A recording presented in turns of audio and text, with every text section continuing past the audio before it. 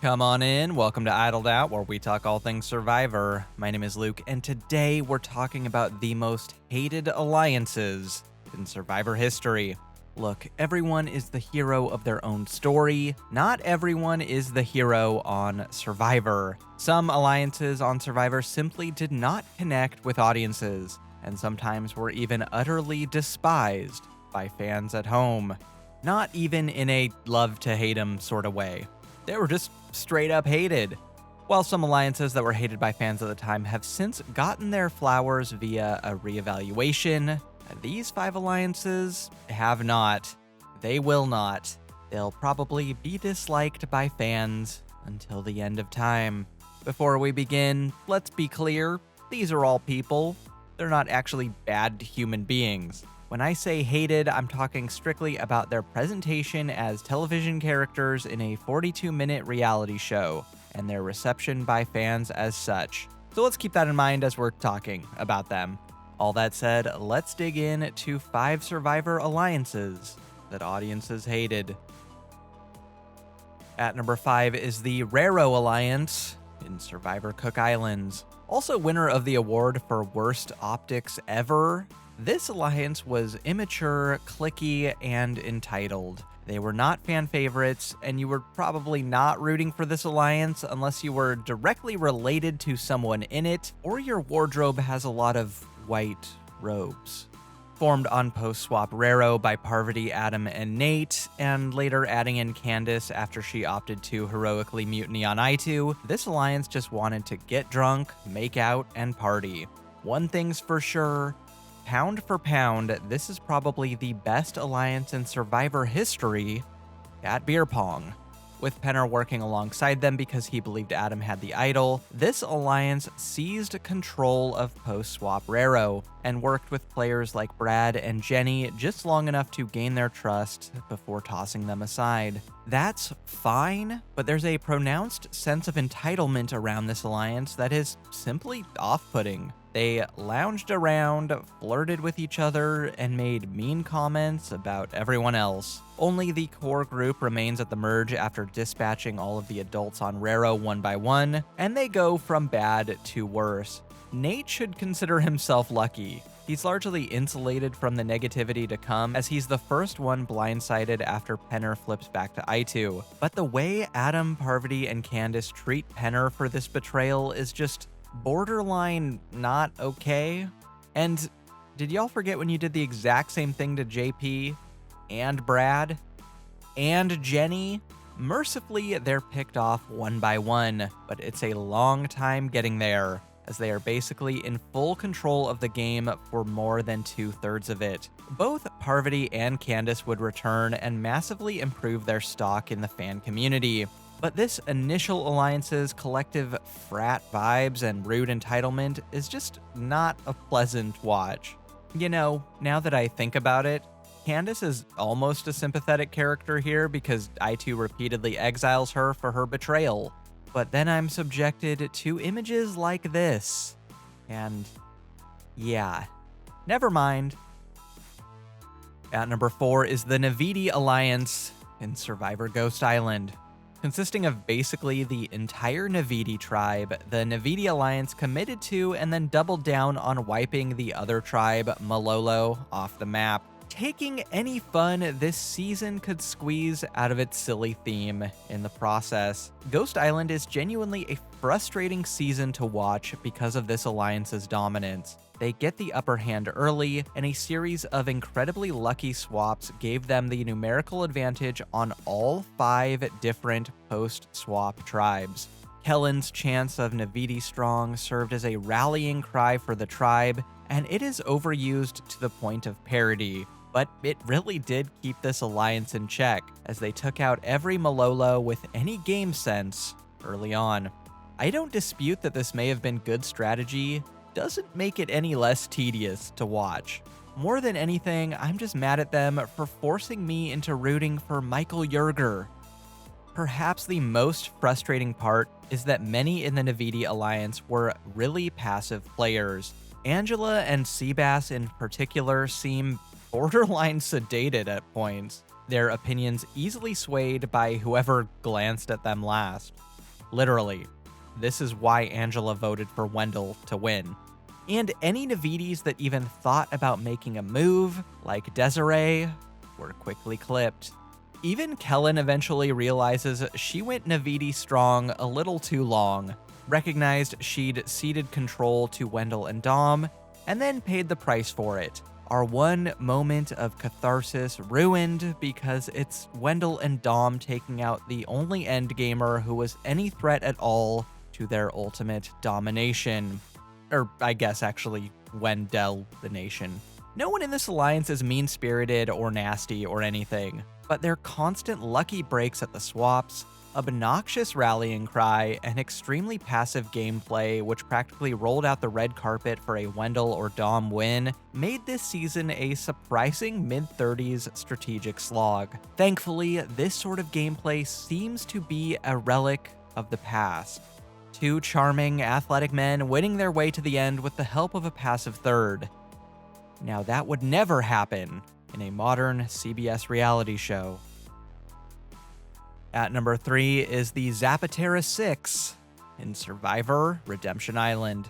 It was hard to choose just one alliance from Redemption Island for this list, but I think Zapatera is ultimately more disliked by fans because you have to be a really unlikable group of players to fumble the bag this hard as underdogs. Being an underdog is practically guaranteeing that the audience will root for you. Our brains are literally hardwired to root for anyone or anything that could remotely be considered an underdog. That's why basically every sports movie ever is about a team of plucky losers achieving against the odds. So for Zapatera to take their underdog status and be so remarkably reviled by fans is an impressive feat all its own. Formed early on as an unbreakable voting bloc against Russell, this alliance just had the personality of congealed porridge. Individually, I have no issues with any of the Zapatera 6. They all seem like nice and occasionally even interesting people, but something about this alliance as a whole was just remarkably boring. They threw an early challenge to vote off Russell, and even their smug victory laps are completely unmemorable. Like, this is the group that finally takes down one of Survivor's greatest villains? Them? Down a member at the merge thanks to said challenge throw, these Zapateras are picked off one by Boston Rob's Ometepe alliance. And it doesn't help things that this group just folds like a cheap suit. Once Mike and David leave, Julie, Ralph, and Steve hardly put up a fight to stay in the game. Seriously, they're not even sitting ducks. That would be too much credit. They're laying ducks. Granted, they may as well have been talking to brick walls, but still. The most they do is that Julie hides Philip's shorts, which even that backfires because now she has to look at this all day. While most of the other alliances on this list are here because they were genuinely unlikable, the Zapatera 6 really aren't. Within the actual game, all 6 of these people seem perfectly fine. So it's impressive to be so boring that the audience turns their indifference into disdain. Zapatera, indeed. At number 2 is the Axis of Evil in Survivor Worlds Apart. Yeah, this one's on them. You can't just name yourself after the bad guys in World War II and expect audiences to adore you, unless you think Survivor's audience is just whoever's left posting on Twitter these days. Formed mostly on post-swap Escameca between Rodney, Dan, Sierra, Tyler, and Mike, and later picking up Carolyn and Will at the merge, this alliance of former white collars and blue collars dominated this season, completely pagonging the likable no-collar alliance. Sorry, no collar, no alliance. After trying to pull a fast one for an advantage at the auction, Mike is kicked out of this group and is almost certainly the next boot in episode 11, if not for a clutch immunity win where he held onto this rope harder than Rodney was holding on to his seed last month. From here on out, Mike was safe at every single tribal council thanks to a series of immunity wins and an idol in his pocket, forcing the Axis of Evil to cannibalize itself. The thing about this alliance is, Rodney, Dan, and Will were so unlikable this season that the other half of the alliance were just brought down by proxy. Rodney was a hot-headed Boston bro, full of piss and vinegar, who had a tendency to say not super nice things about women. Dan consistently put his foot in his mouth and then doubled down on every stupid thing he said. Plus, he had the most upsetting underwear selection we've seen since the last segment of this video. And Will was a likable, happy-go-lucky goofball until he took the wildest heel turn of all time, publicly exploding on Shirin for, what was he mad about again? Suggesting he was sneaking his stash of electrolytes and beef jerky on the side. Well, we all know Rodney's not sneaking a beef jerky on the side, so it's gotta be someone. This alliance was self-righteous, mean-spirited, punched down, and brought out the worst in each other. And worst of all, they made comments to other players that were cruel and outside of the bounds of the game. Audiences were very happy when they ultimately got their comeuppance at the hands of Mike. You have nothing. You have no family, you have nothing. Do personal attacks. Dude, I do what I want. Oh, come on, man. You're giving us other YouTube sensations a bad name. The most hated alliance in Survivor history is the Family in Survivor South Pacific. Oh yeah, calling yourself the Family. Definitely not a thing creepy cult leaders do. Formed day one by returning player Coach on the Upolu tribe and consisting of Sophie, Albert, Brandon, Rick, and Edna, this alliance ran roughshod over the game, seized control at the merge, and made the final 6 together, only for Ozzy to return from Redemption Island and play spoiler to their endgame plans. This alliance just got worse as the game progressed. What started as a simple alliance in a game slowly turned into a weird religious cult, with Coach at the center as the tribe's own Jim Jones. They prayed before challenges, they prayed after challenges, they prayed to find idols and for success in the game. And what started as a sincere tribal bonding experience and expression of faith slowly turned into something sinister, as Coach began cynically exploiting the religious convictions of players like Brandon and Rick for his own personal gain. Brandon was obsessively religious, incredibly naive, and in desperate need of a non-Hans father figure. Enter Coach. Coach found the immunity idol unbeknownst to Brandon, formed a prayer circle with him to pray that he finds the idol, then miraculously found the idol again, creating an unshakable bond between the two, as Brandon now believed that God was on Coach's side.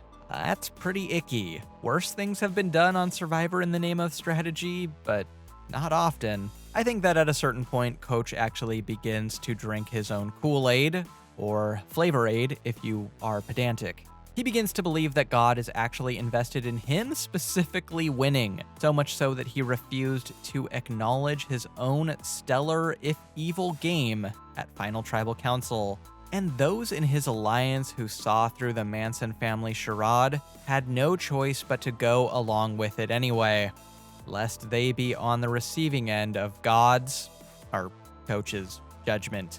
Add in an exorbitant amount of screen time for Coach and Brandon, complete game dominance where Coach made the final 3, and this alliance being responsible for a pagonging so boring that they shoved 5 boots into 3 episodes, and you've got the most hated cult in Survivor history. Got nothing else for ya. If you're feeling as entitled as Raro for more videos, like and subscribe and I'll get you more Survivor content just like this. Until next time, don't get idled out.